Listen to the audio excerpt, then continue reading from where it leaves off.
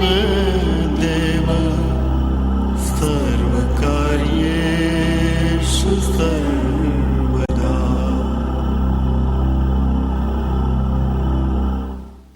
The Bhagavad Gita is a book of mankind's collected experience of and answers to life's most basic questions. Who I am, from where do I come, what is my purpose and destiny, and most practically, how do I find happiness? These podcasts originate in the lectures of Neil Bhatt, a disciple of Swami Chinmayananda. They are presented here in 20 to 30-minute segments, each covering 3 of the Gita's 701 verses. Welcome to Gita Wisdom for Daily Living.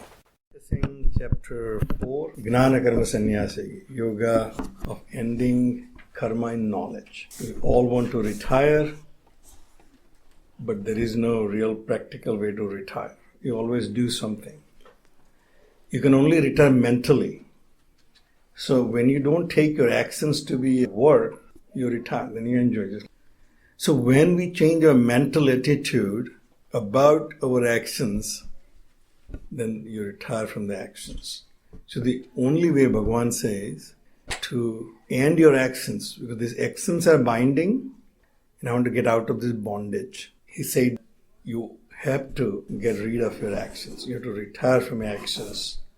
And the only way to retire is in the knowledge of who you are and what actions are all about. So in chapter 3, we have seen Karma Yoga and see how to gradually liberate yourself from your actions by changing your attitude towards actions. And now I say, well, how can I then completely relieve myself of this burden? Is to realize who I am. So this chapter talks about what is the nature of the self. Ajah pisan Avyaya Atma. I self Ajah, unborn. Avyaya Atma, immutable, imperishable. That's the real nature of mind. Bhutanam Ishvara pisan. I am the Lord of all beings. All beings are beings because of my presence in them. I am who I am and you are who you are, and the donkey is who donkey is, because that life which is pulsating through them, the presence of that omnipresent self makes people who they are and beings who they are. So that's why he is the Lord of all the beings. Lordship is someone who has a control over my life is my Lord. So in feudal system, the guy who owned the estate was a lord. Even today it's a landlord and a renter. He has the control over your property, therefore he's a landlord. You don't, you're a renter. So he is the Bhutanam Ishvara pisan, Prakrutim Swamadhisthaya, Sambhavami Atmamayaya. You and I come into existence because of the self, but because of the Maya, we think we are individual egos. We are the individuals. But someone who has a complete identification with his self, he realizes this is just an appearance. It's just an illusion that I have taken a limited form. I am not limited. So the difference between us and the avatar is, we think we are limited. Avatar knows all the time he is not limited. His role in this life is limited. So Krishna can say, I am unlimited. He knew his role in this life, but he never bound himself with his role. He said that presiding over my Prakriti, I come time and again to regulate dharma. So yada yada hi dharmasya glanir bhavati. Dharma itself is a self-regulating principle. You don't really need to do anything about dharma. Water, you don't have to train water to seek its own level because it's self-regulating, it's dharma. My dharma is also self-regulating. So when I get out of my dharma, I cease to be what I was. And I'll become something else. When I came to this country, there were no jobs for architecture because I came in 82 and that was a recession time. So there were no jobs.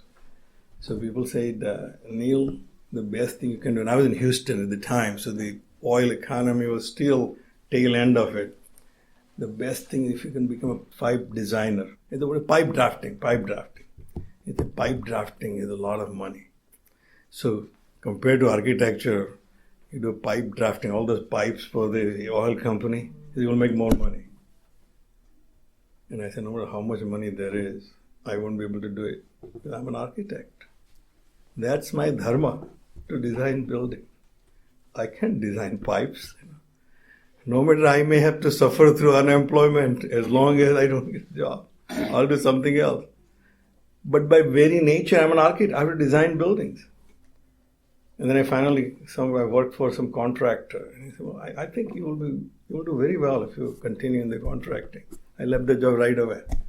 He is going to deviate me from my dharma. So what is it? If I stop being an architect or stop designing buildings, I'm not an architect. It's as simple as that. So dharma is a self-regulating principle. To remain who I am, I have to remain in that dharma. As soon as I deviate from that dharma itself will eliminate me from that existence. Stop practicing architecture, I'll be eliminated from architectural societies, architectural communities, all the architectural duties and responsibilities. I'm now something else. So Bhagavan says, yada yada hi dharmasya glanir bhavati. In this world, the role is assigned to each things and beings. If they deviate from the dharma, I will eliminate them. Some regulating principle, some agency to do that. Therefore, I will take avatara. I will be a catalyst to make that change for those who are deviating from the dharma, to eliminate from that society, that community, that part of this universe. Abhyuthanam adharmasya tadatmanam sujamyam. When there is a rise of adharma, a lot of people are thinking that this is dharma, but actually it's adharma. So when that happens, when dharma is misunderstood by beings and people, and as the last time we have discussed, it's only for human beings because we have free will that we can deviate from our dharma. We can be vegetarians and also can be non-vegetarians. We don't know whether we were designed as vegetarians or not. Elephant knows he's designed as vegetarian. A lion knows he's designed as carnivore. But we don't know because of our free will that we deviate from our dharma. When it becomes unbearable for the society. Swami used to say that you also, sujami aham, you also do that during springtime. He said when there are few weeds in your garden, you say it's okay. You don't pay much attention to it. Then gradually your yard becomes filled with weeds. Now there's less grass and more weeds. Then one Sunday you put on your yard work clothes and say, I need to take care of this. You will tolerate it to a point. Let the weeds have good time. And then one Sunday you say, no, this is it. Paritranaya sadhunam, for the protection of the grass. Vinasaja duskritam, all the weeds. So time and again, you as the Lord will come and set your yard right. Bhagavan said, this is my yard, I have to do the same thing. Paritranaya sadhunam, vinasaya chaduskritam. Somebody asked Swami Tijuman, they said, well, if that's the case, why Bhagavan is not coming now? He said, Bhagavan clearly says, Paritranaya sadhuna. If lesser evil is fighting with greater evil, Bhagavan has nothing to do with it. Let them figure it out how to kill each other. They will eliminate each other automatically. Bhagavan doesn't have to interfere. It is only that evil is not letting the good practice good. Then only Bhagavan comes. In our case, it's a lesser evil fighting greater evil. It's still evil in the end. Therefore, I said Bhagavan doesn't have to come yet. Paritranaya sadhana. For what? Dharma sansthapanarthaya. To establish dharma again. As I said, it's a self-regulating principle. It will time and again, it will reset dharma so that the cycle will continue as it was designed. We take our car once in a while for tune-up and wheel alignment, and we tolerate it to a point when it starts making noise while you're driving. So I need to take it to the garage and calibrate it. So that is a self-regulating principle to calibrate itself. Because time and again it gets out of its alignment. And Bhagavan said, I as the self, I created this universe out of my own self, out of my own Maya. And I let it run through its own laws, the laws of nature. The laws of nature are self-regulating, so we don't have to control whatever the law of gravity and all that. We don't have to get up in the morning and, oh, let's make sure the law of gravity is working. Otherwise, how am I going to go down to the staircase? Because suddenly, if I try to go down, I start flying into the ceiling. So I have to be very conscious that the law of gravity is working every day. No, we don't have to. But my own behavior I have to regulate because I have free will. I can be doing right, I also can be doing wrong. My free will is guided my mind and intellect. And my mind and intellect can deceive me in doing something which is not right. I say, well, I should not be doing this, but the mind will put an argument and say, no, I think it's okay, Neil. Other people are doing it, so what's wrong in it? Then gradually I'll convince myself, it's okay. Everybody's doing it, cheating on 1040. Because other people are doing it, I come to think that it's okay, but my conscience tells me it's not right. But my mind and intellect will say, that's okay. And that's where I suffer. So Bhagavan said, that's why I have to time and again rise in your own heart, is your own inner voice.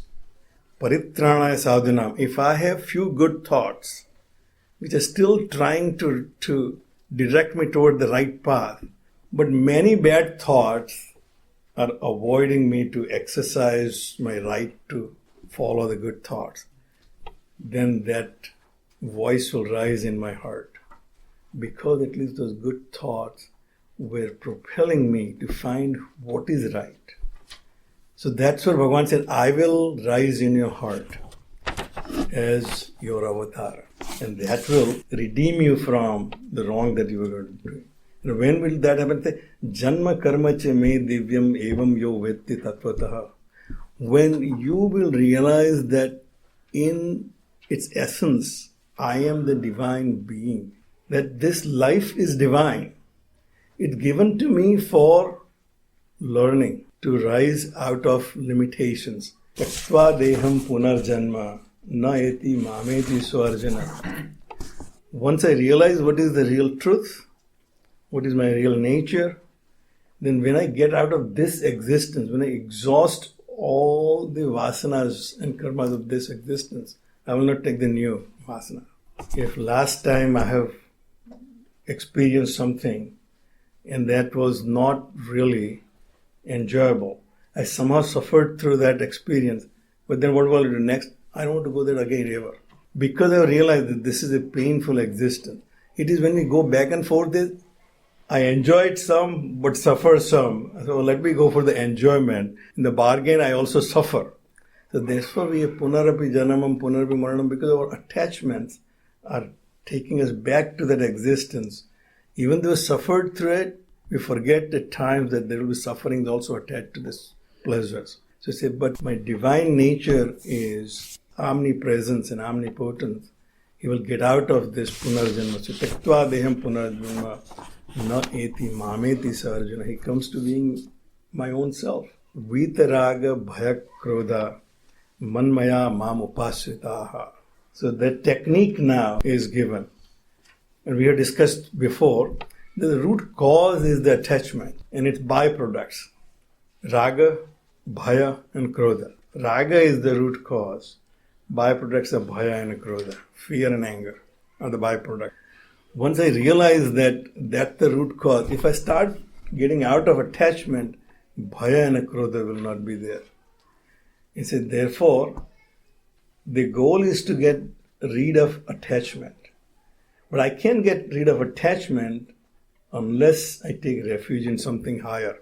It says, mam upasritaha, one who take refuge in me. Then me, the I keep reciting all my life. If I take refuge in my I and do not rely on my body, mind and intellect to give me that peace and happiness which I'm seeking, then I'll be liberated. Vitaraga, liberated from attachment. Once I liberate from attachment, I'll be liberated from fear and anger. Bahavo gnana tapasa puta madbhavam agataha. Again, we have to be reminded, well, you are not the guinea pig. The tried and true method.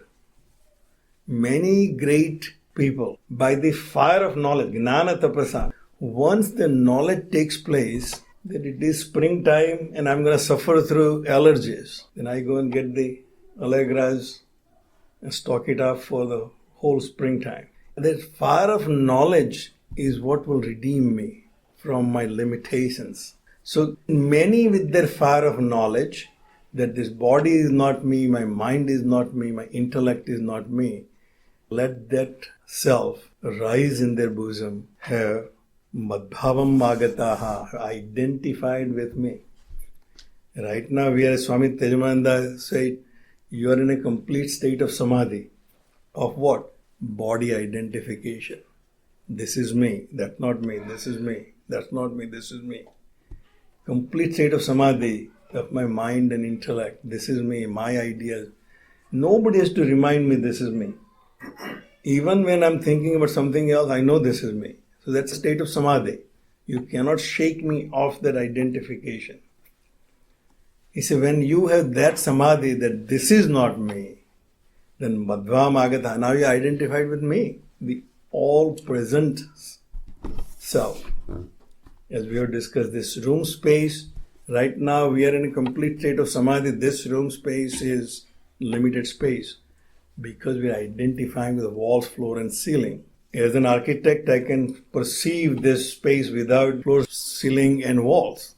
You can see the space in its own reality. And then you can modify it whatever you want in your mind. The same way, Bhagavan said, when I identify with the Supreme Self, I can take avatar as I want. Whatever the role I need to play, I will then present myself in the same. So that's the Purnavatar of Bhagavan, who is always identified with the Self.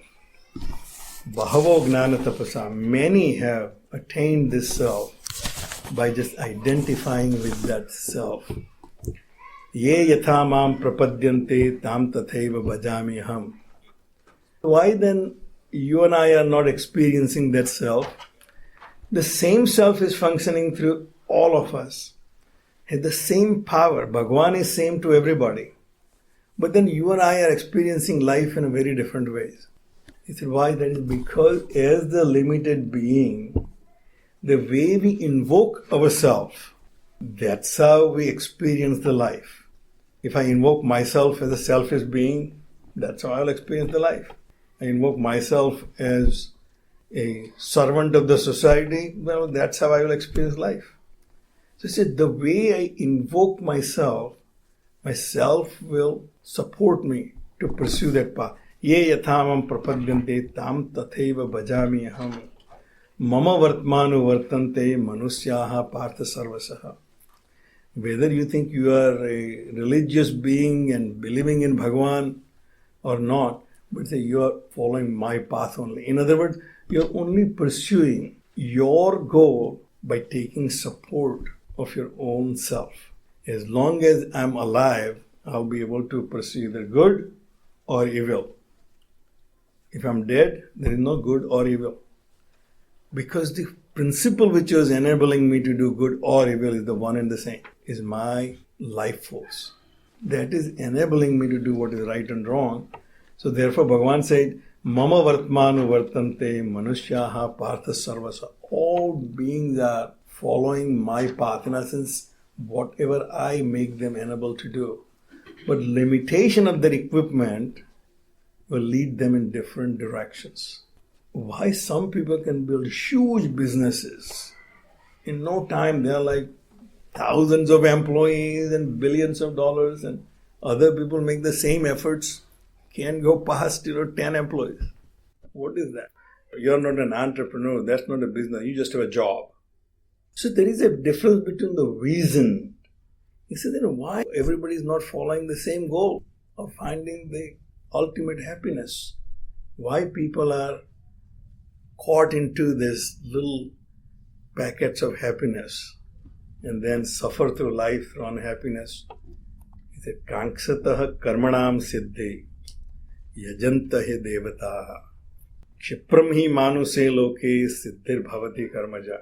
We are looking for instant results, instant gratification. And it's easier to get in this world of man. Manuse loke, in this world, it's easier to get this sensual pleasure. This room is very hot. I turn on the AC and put it on whatever the temperature, start feeling comfortable. So I figured out that it's easier to get the pleasures at the sense levels.